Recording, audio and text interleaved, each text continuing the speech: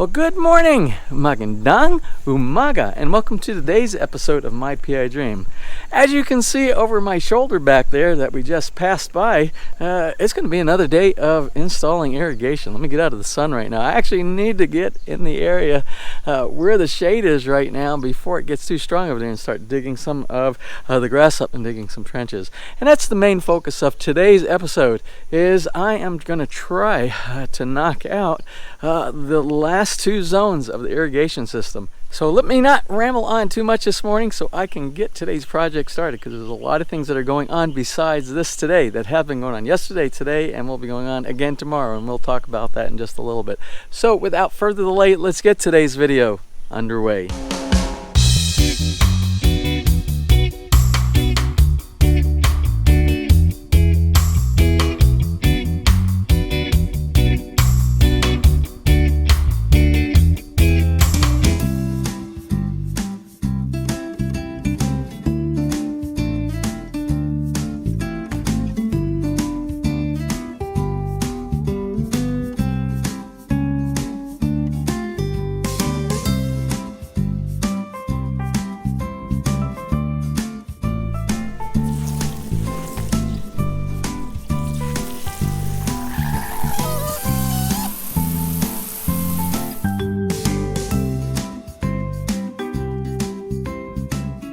Well, let's talk a little bit about what needs to be done today. You can see my gardener's already been out here this morning, and you can see the trench down here that he's been digging. Well, I need to continue on with this trench and get it to the front yard to complete the two zones that we have out here. I have a trench going here. Now, I ran out of pop-up sprinklers. I need two pop-up sprinklers for this area right here. I will tell you, I have one sprinkler head. I have two actually sprinkler heads that I can use. They're not pop-ups, they're static, and they would work over here because we don't really get a lot of foot traffic over here, and they actually hug up against the side of the house. You notice I said had. You see that young pup sitting right here? Well, that young pup got into my supply yesterday, and he literally ate one of my zones, one of my sprinkler heads. Ah, crazy dog. But he chewed up the top of it, and that's the one that sets the pattern up. And I have one left over. So what I'm going to do, I'm going to reserve the spot, since I really wanted pop-ups anyway. I'm going to wait until after I return from my vacation back in the US. I'm going to bring a couple of those needed pop-up sprinklers for this area back here. Now, until such time, what we'll do is we'll manually water. It's not a big deal. It's only a few minutes of watering compared to a couple of hours of watering, what we did before we have the automated sprinkler system installed in the yard. So we'll handle this small area back here. It's not a problem. But I just got to keep this guy out of my supplies. Was that a guilty look on his face? I don't know. But anyway, you can see what I need to do. I need to continue going here. I have it running to a pop-up right over here. And back in the Zen garden, Nessa's Zen garden back here, we have one more sprinkler that's going to do a nice small pattern back here for all the bonsai type of bushes. As a matter of fact, all of these need to be trimmed. They are way out of shape. I have to get with my gardener on this, but this head right here, that will be buried, and you can do anywhere from 0 to 360 degrees pattern for that one as well. But it's a gentle spray, unlike the one that we have out here, which will disperse a lot of water for 2 or 3 inches worth of root saturation for the grass. Then I have to bury this area, and I have 3 more heads over here. 1, 2, and 3 up at the front over here. And I need to get these buried. And that's what I'm going to start working on this morning. The sun is going across this area right over here, and the mahogany trees across the street, they will give me some shade during a percentage of this morning, so I won't be sweating so much during the digging of this area right here. So I might even start in this corner right here. I don't know, we'll see. Well, let me go ahead and get that started. Try to knock out as much as possible. I would love to get this done today. But as I said earlier, it's been a busy few days. Let's see. Yesterday, remember I'm a director on the board for the HOA here at the subdivision. We had our quarterly board meeting yesterday. We have our annual meeting on Saturday. So that occupies a lot of time, and that's a half a day. That's usually like 10 o'clock in the morning till, I think we lasted up until 1 or 2 o'clock in the afternoon yesterday. Today, what is today? Oh, Rotary Club. That's a weekly meeting. Rotary Club of the Lipa South Rotary Club in Lipa. And then tomorrow is, it's the Mr. and Mrs. Association for our barangay of Nicolai right here. I've been invited also to participate in that as well. It's like a dinner kind of a function, and then some partying or something like that afterwards. I don't know. There's always a party going on in the barangay here. This is a very happy barangay. So 3 days for local events with the community, and it's all about community. Remember, when you are in the Philippines, it is about family, faith, friendship. That's what it's all about. There's nothing, it seems like, but fun and happiness going on here all the time. Well, anyway, but there's also things like work that needs to be done, and I got to quit talking here, and I need to get started on this. So without further delay, let me go ahead and get this stuff started now.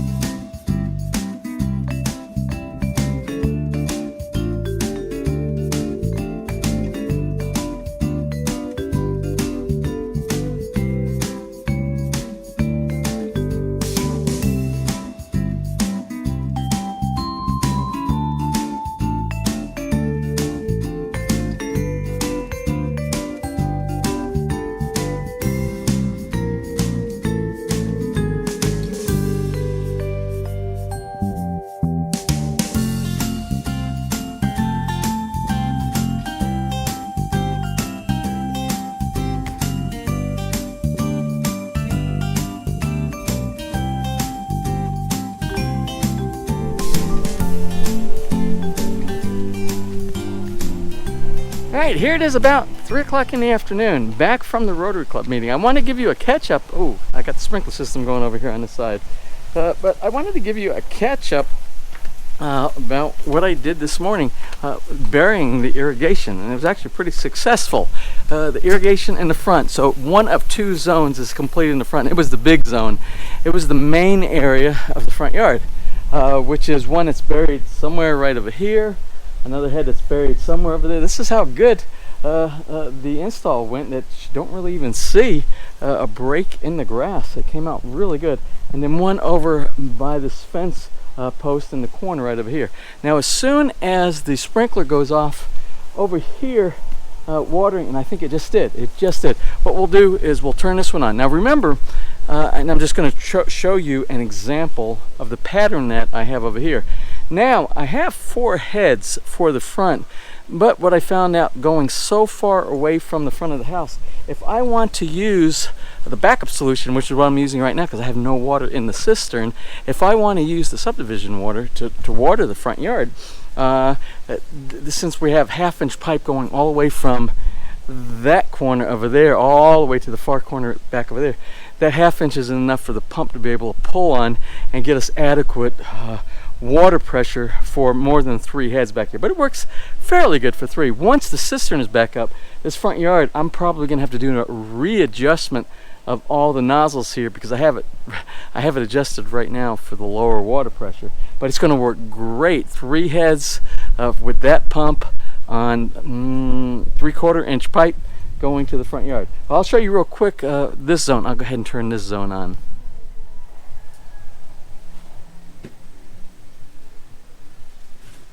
I'll just set it for 1 minute right now.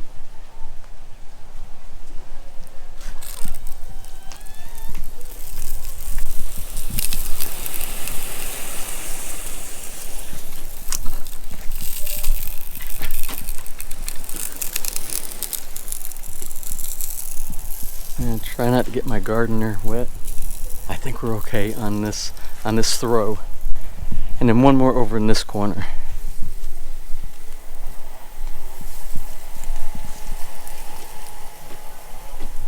So right now, this is enough to do this area of the back or the front yard And once that one, which he's bearing right now, we'll have 4 of the big heads out here, and it will cover 100% of the front yard.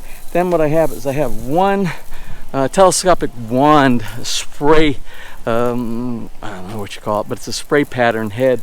And it's not a pop-up, it's just on telescopic post like I did. Where did I do that? Oh, in this area of the garden as well. It's in the corner, and it will do a 45 degree and cover everything in that area as well. And that's what Ponciano is working on right now.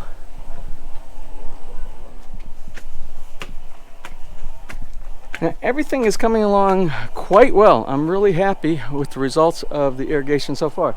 Now, I have this 1/2 inch pipe. You see this? It's a very small pipe, and I have a 3/4 inch, a 1/2 inch reducer.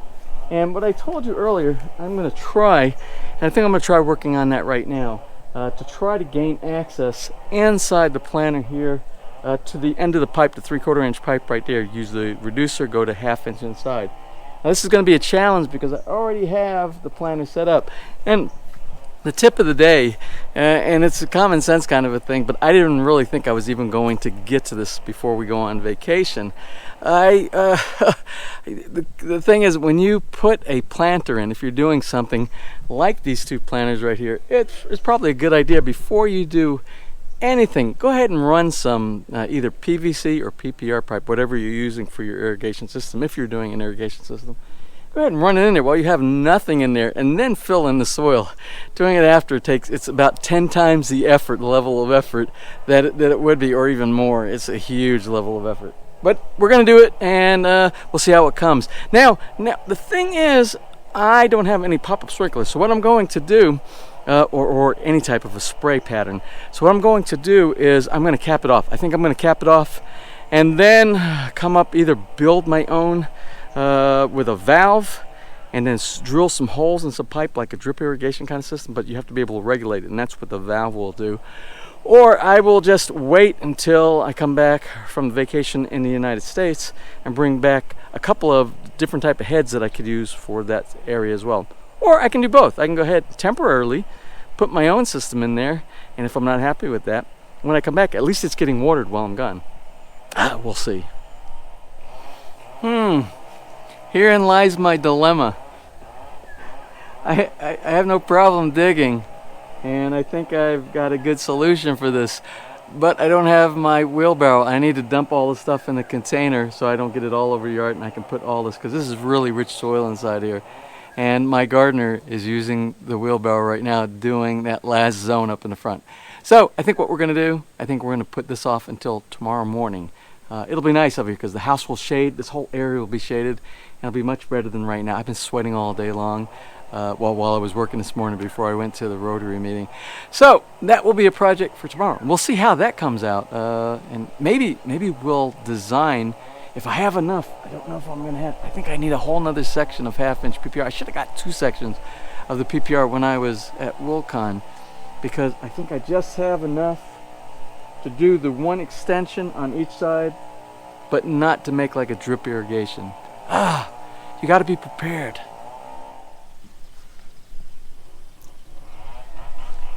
Okay, back over here. Since I can't work on that, I got to work on something. I can't sit idle while my gardener's over there working hard inside the soil. I got to do something here. So I think what I'm going to do, everything isn't perfect. We don't live in a perfect world. Nothing will, Murphy's Law is going to say everything is not going to be perfect as well. There's going to be things that you're going to have to deal with. And the irrigation here is not perfect. And what I mean by not perfect is I have a small leak. And the leak that I have is in one of the valves. You can see over here, this area is wet. This is zone 1.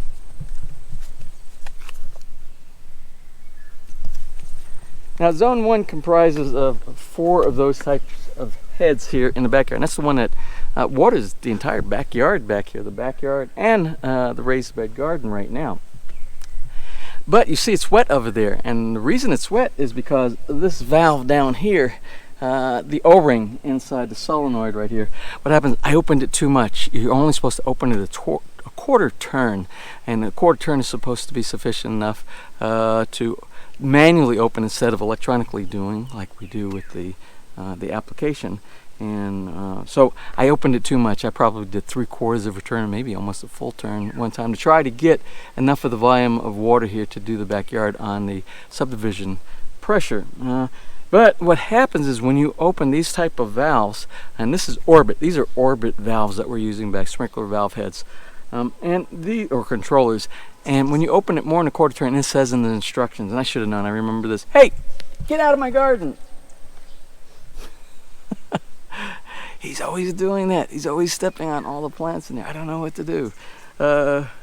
It's okay. It's okay. Just don't step on my plants. So what I need to do is, where was I? The valve. What I need to do with that valve is, it's recommended you turn off the water supply. So we're going to turn off this water supply at this point right here. So there's no pressure on this valve right here. Then what we're going to do is we're going to pull that solenoid out all the way, and there is an O-ring on the inside. And according to the instructions, if you have this problem with the leak, which the leak is obvious over there because we have water going when we don't have it activated, so it's allowing water through this valve right here. That's the source of the leak right there. So the O-ring, what happens is when you open it too much, that O-ring slides and it doesn't seat in the correct position that it needs to be in. And that's the first attempt that I'm going to do. I'm going to try to pull it out, check and see where the position is, and then try to reseat it and see if that fixes the problem. And the way you can tell, and that's why it's important to have this pressure, the pressure gauge right here. And right now you can see it's stable. And the reason it's stable is because I have a positive input pressure coming from the subdivision. But if it were inside the tank, pulling with the pump off right now, if it were inside the cistern with no back pressure on it, that would bleed down. And what would happen with this type of system right here, your pump would be constantly running. It would be constantly running because you're losing pressure.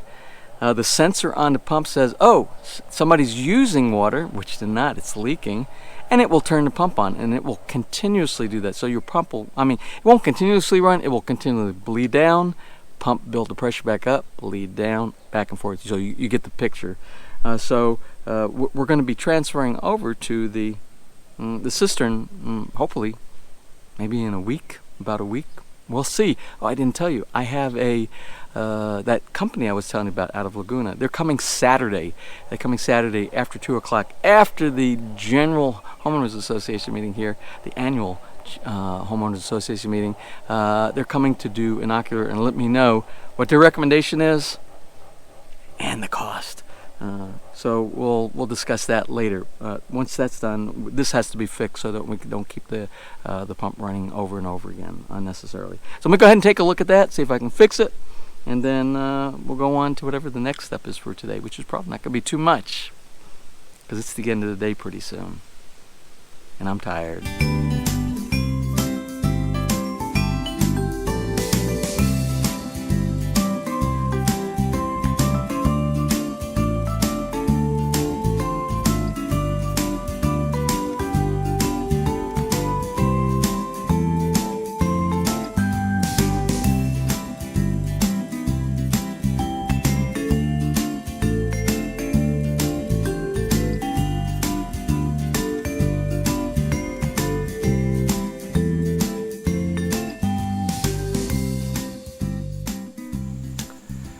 Well, here it is, the end of the day. It's after 5 o'clock. I don't know if you can hear the echo from down in the cistern. You're right. We're sitting right on top of the cistern right now. Well, anyway, partial success today. The big success was we have all the irrigation in the ground except for the planters. Remember, I didn't have the wheelbarrow available, and I'll work on that tomorrow. I'll see what I can do on that. That'll be a kind of a fun project, but a little bit challenging, but I think it'll be fun. Now, let's go back to the valves, the sprinkler head valve controllers here. I don't know everything. I know certain things from past experience that I've worked on, and sometimes new things are challenging to me, and I take it on. And if I do have a failure, I share it with you so that you don't make the same failure that I did. Now, I learned something extremely valuable today. Now I need a segment. I need to add a segment to the Villa Feliz series or the DIY series that comes on after Villa Feliz is totally complete. And I think I need to name this segment, What Did James Learn Today? As a matter of fact, Dennis Mosley, you're out there. I know you're watching these videos, and you're the one who sent me all those neat graphics. You're just like the graphic guru, wizard. Here, let me give you a picture. Okay, use that and send me a picture, a graphic picture, and put the words on there. What did James learn today? And I will tell you what I learned today, and it's valuable, and I want to pass this on to you as well. Now, these orbit controllers that I have here, the sprinkler head controllers, I use these also back in the U.S. And the way it's supposed to work is, you have a water supply that goes into them. It feeds the controllers, and they're in the off position all the time because there's a diaphragm, a spring-loaded diaphragm inside. Now, when you put a demand on the system, basically either you open it manually a quarter turn, which you don't recommend that. That's really for testing more than anything else. It shouldn't be done on a regular basis. Remember, I talked about that O-ring in there. Or if you use your application, and on the application you click run, and what it does, it opens up that diaphragm. There's some water that kind of flows through, pushes the diaphragm up against the spring that's inside there. The spring is keeping it closed, and it runs your zone that you requested on your application. Now, my system back in the U.S., we have 85 psi coming into the house. That's a standard coming, at least for Charleston, South Carolina. 85 psi. But by the time it gets down to where my controllers are, it's degraded, and it's probably degraded down to, we're going to say probably maybe 75, 70 psi. But there's no surges. It will never go above the maximum, which is 85 psi, because they have a regulator, a water regulator coming to the house that will never allow it to get above that, because if it did, it could bust a pipe inside your house. Now, this system right here, all the time that I tested when I did have some water inside the cistern, remember, it's sucking water up, and the maximum pressure that I got from the sucking of the water using this 0.8 horsepower motor was about 60, maybe 65 psi. Now, I read something today, and I didn't really think too much about it on the booklet, because I'm wondering, what can I do to troubleshoot it? Because the O-rings are good. I pulled out every one of the O-rings on the solenoids on every single unit, on 8 units. Every one was perfect. They were seated in the correct position. So I went and I read a little more, which if you have instructions, you should really read all the instructions when it comes to technical stuff. And I didn't read all the instructions. One of the instructions said, if you have, well, no, it didn't say if. It said the recommended maximum pressure going into these is 80 psi. Well, I thought to myself, well, that's no problem, 80 psi, because it's rated at 65. That was about 65 is what I had coming from the cistern, and it never went. But it's not really meant to have a positive pressure going in from a water supply like I did here. Remember, for the priming, it should really only be used for the priming. But I've been using it temporarily until we get the cistern waterproofed. I've been using the subdivision water, which is a positive pressure of 35 psi, pushing into the back of the pump that's rated at 65 psi. So what happens, you combine the two of those, and the math says 65 and 35. I'm always terrible with these math problems here when I'm trying to do it on the fly. About 100 psi, 90 psi, something like 65, 75, 85, 95, 100 psi. 100 psi. Well, I looked, and it is doing. It's actually, since there is less pressure coming in, it actually boosts it to about 110 psi. Now, I've busted the maximum recommended amount of water pressure going into the orbit sprinkler control valves. I went beyond their maximum amount of recommended pressure. And they said if you do have above 80 psi, you can put a regulator inside there. You have all these water flow regulators that you can put, and they're different pressures. If you have like trickle that you're using for a small garden, you can have one that's like 15 psi or 10 psi or 30 psi. They have all these different rated ones. Well, I didn't include that. I didn't install that in the system here. Had I done that, it would have never allowed that surge to go inside the orbit sprinkler head devices. So, what is the damage we're talking? Well, what happens is that spring that's inside there, it will weaken that spring inside. There's a diaphragm, it could do damage to the diaphragm, it could do damage to the spring. Now, what I did was I pulled apart each one. There's 4 screws that hold each one of the sprinkler head or the controller where the solenoid goes through. That gives you access to the diaphragm and to the spring. So, what I did, I looked inside there, I didn't see any damage to any of them. But I think what's happening, I think the spring is weakened is what it does. It weakens the spring inside there. And you have less resistance. You have more positive pressure going inside there. So it's actually doing the case. It's kind of doing what I think when you press the application and say start, it's allowing the water to go through that, puts that pressure inside behind the diagram and opens up the valve. It makes it an open inside there. At least that's my theory. We'll see. Anyway, I don't think I did permanent damage to it. Well, I might have done permanent damage, but the solution, there's a couple things I'm going to work on. When I come back after my vacation in the U.S., I'm bringing at least 8 more of these with me. I have 8 zones here, 8 devices. I'm going to bring 8 more, because all you have to do is take the 4 screws out, replace it. Remember the 2-wire termination that we did in there? You just re-terminate that and do that all up. Then I'll have a brand new system. But we can't allow this to happen again. So what we have to do is we have to have some type of a water regulator. Now, a valve will kind of work like a regulator as well. And I do have a valve inside here, but if anybody goes back and bumps that valve or moves it, it could possibly cause all that pressure to go back on there and redo the damage again. The best thing to do is to have one of those regulators that does not allow you to go more than 80 psi. That's you would think that would be easy, but the regulators probably in the US that I could get are PVC. This is PPR, and then I don't have a lot of room because look here. This is really the only area that I have available, and I have my gauge, my pressure gauge here, and this is where optimally you would put your flow regulator. So I can't do it there. So that's a problem. But I'm going to come. Oh, and here's that valve I was telling. And I kind of made it where I have a partial flow coming out here, so it doesn't pop it up quite so high. Unfortunately, it's too late because all of these right here, the spring might have been damaged a little bit. Okay. Well, anyway, again, this is a learning experience. Some things are known. I have experience with. Some things I learn about. And this is what I learned about today. So hopefully you can take from my mistake here, and you don't make the same mistake when you do your irrigation system as well.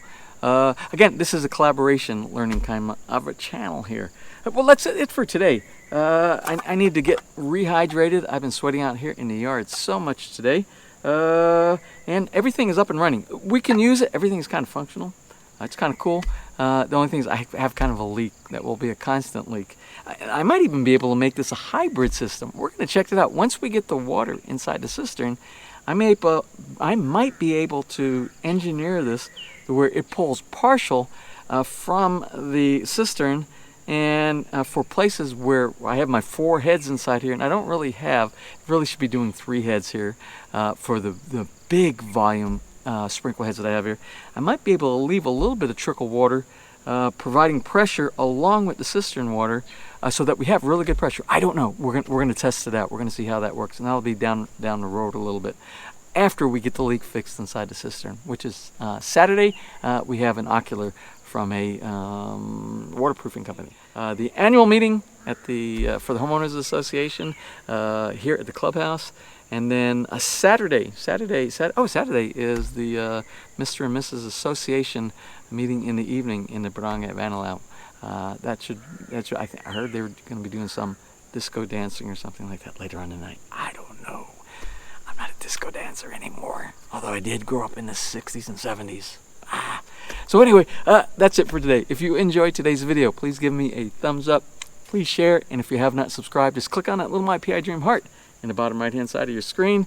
You will be subscribed and you'll be notified the next time I upload a new video. So until such time, you have a wonderful and blessed day.